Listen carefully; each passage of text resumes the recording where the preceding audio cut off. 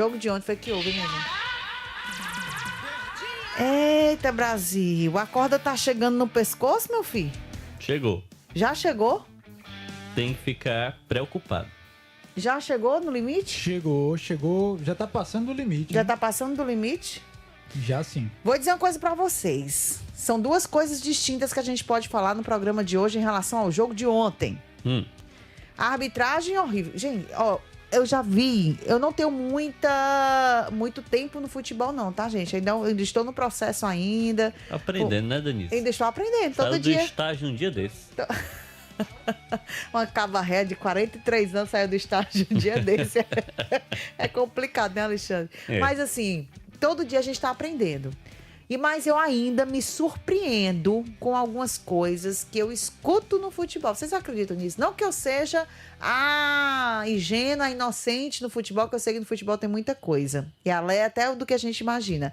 Mas você terminar um jogo e um jogador ir para aquela entrevista dizer que a arbitragem foi pedir desculpa porque errou. Amigo, pelo amor de Deus, onde é que a gente vai parar nesse futebol, meu Deus?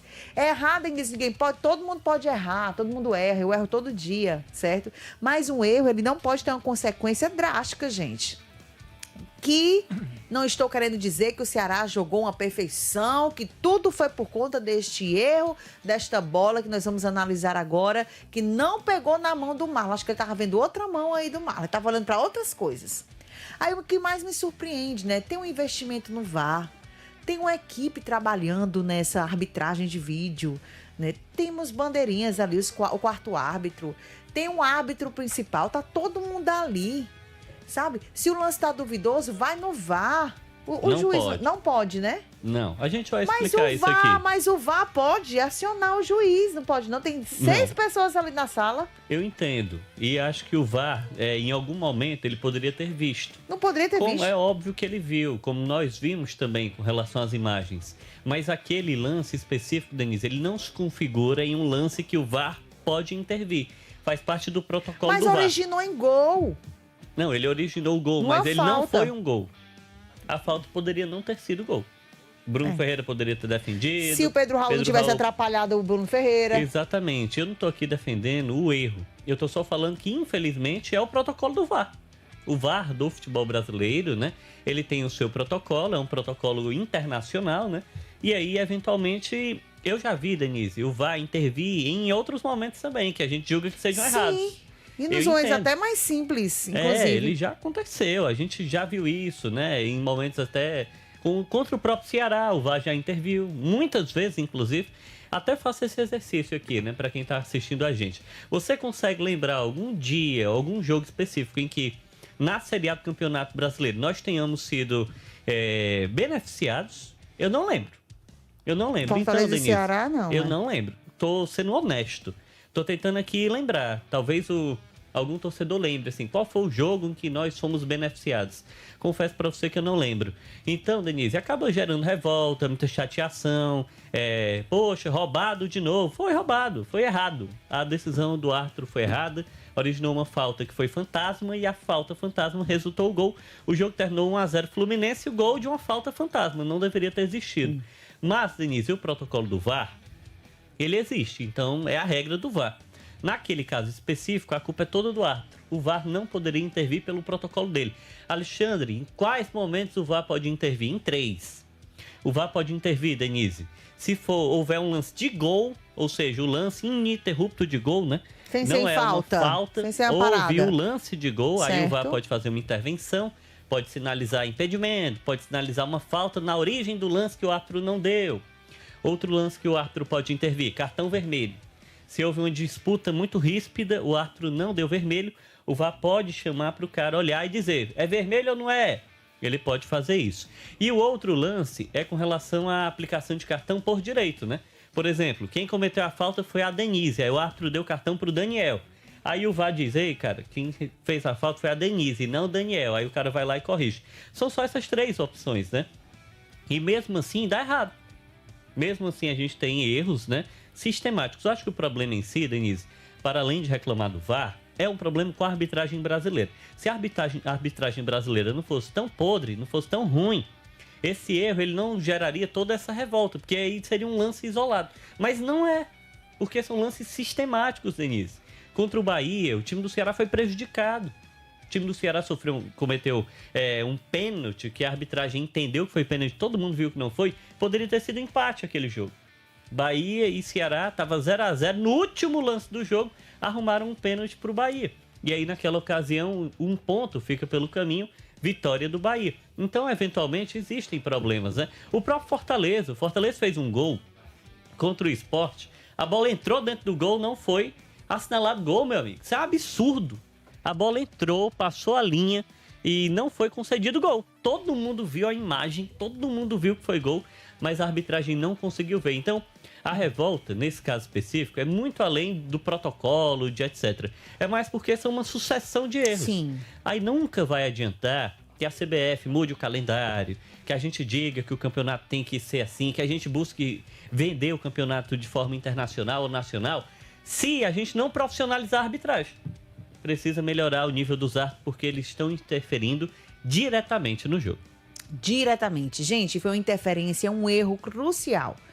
Não vou dizer que foi um erro que estabeleceu a derrota, até porque Daniel Farias, se não tivesse acontecido esse erro, pelo que o Ceará tá jogando ruim, segundo tempo triste, aí o Léo Condé, já o Samuel Conrado vai trazer detalhes do Léo Condé e os destaques da partida também, gente, mas o que eu vejo também, o Léo Condé, com todo o respeito que a gente tem em relação ao trabalho do Léo Condé, a insistência em alguns atletas. A gente tá vendo, aqui tá na TV, no YouTube, a gente tá vendo agora a bola da mão invisível aí, que encostou no Marlon. É. Mas assim, acho que o árbitro viu aí umas 4 mãos, eu acho. Exato. Né? E o pessoal do VAR nem tinha, né? Ninguém viu nada, ninguém falou nada, ninguém comenta nada, e fica por isso mesmo. Apesar que o VAR não pode interferir, mas eu tô dizendo que não há comentário sobre isso. Mas o que eu digo na insistência de alguns jogadores, amigo. Pedro Raul, não dá. Eu fui ali, tava lá no Ceará, isso tá pegando muito no pé do Pedro Raul. Mas não, meu amigo, não tá. Ele ainda é o artilheiro, beleza, mas o momento não tá legal, Daniel Farias. Pedro Raul que está pegando no pé do torcedor do Ceará, viu? Porque, de fato, a fase é desastrosa. Mas não é apenas ele, Denise. Vários outros jogadores do Ceará, que justiça seja feita, fazem uma grande temporada, né? Ou faziam uma grande temporada, eles estão caindo de rendimento nessa reta final.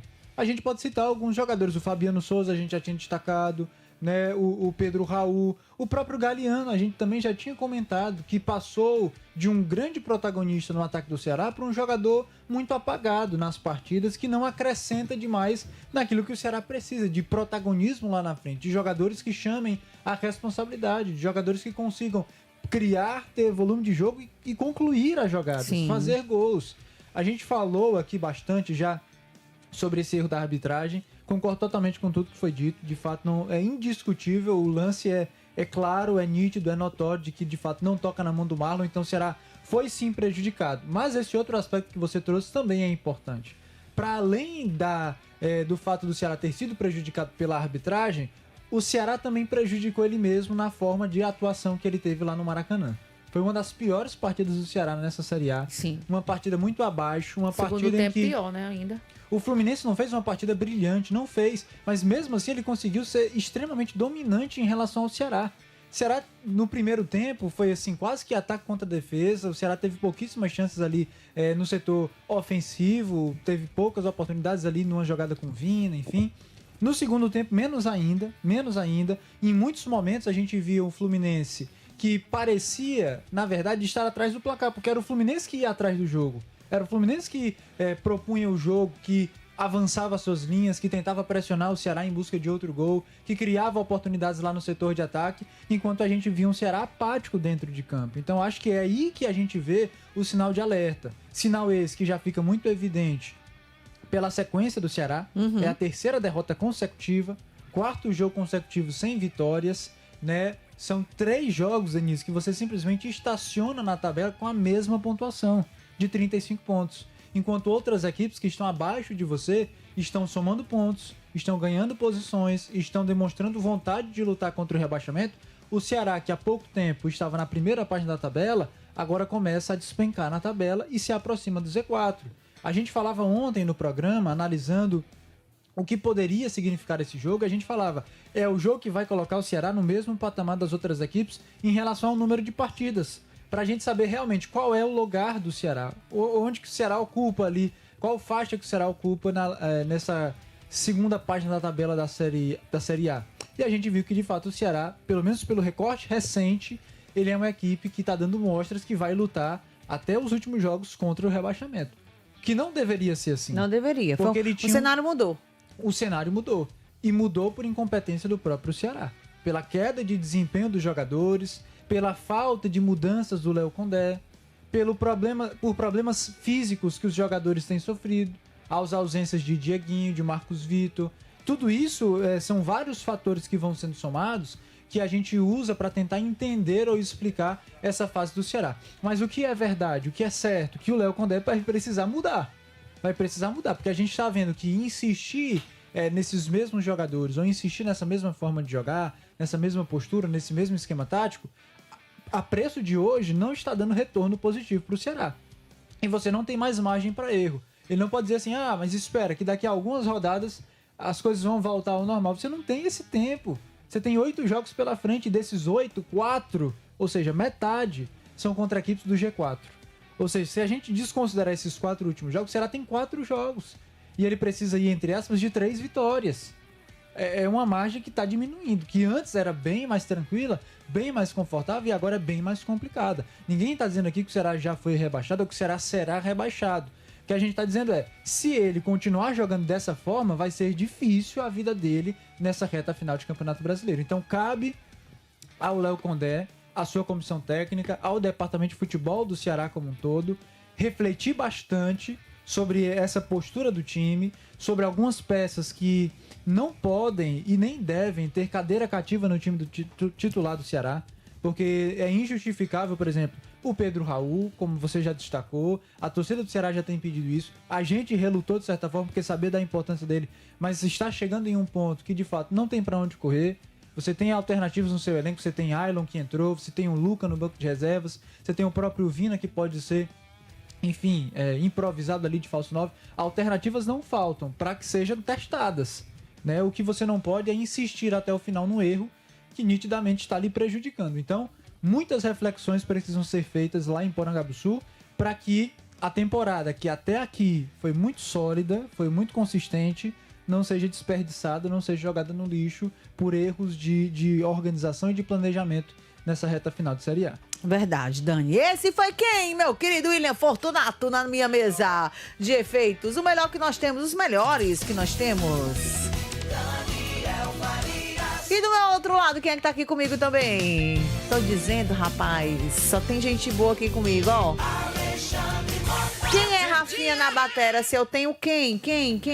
William Fortunato na mesa de efeitos. Quer dizer rapaz. que a Denise é o nosso safadão. Né? É a nossa safadão. É. Eu sou... Tá apresentando a banda, geralmente apresentando faz... a banda. Geralmente faz isso no final, né? Mas banda, aí tem gente que faz no começo a mesmo. gente já Denise. começa apresentando a banda sim, viu, torcedor? Gostou? E o nosso Samuel Conrado? É o nosso diretor também, né? Samuel faz tudo aqui. É diretor, coordena, produz. E ainda é setorista. Ainda é setorista.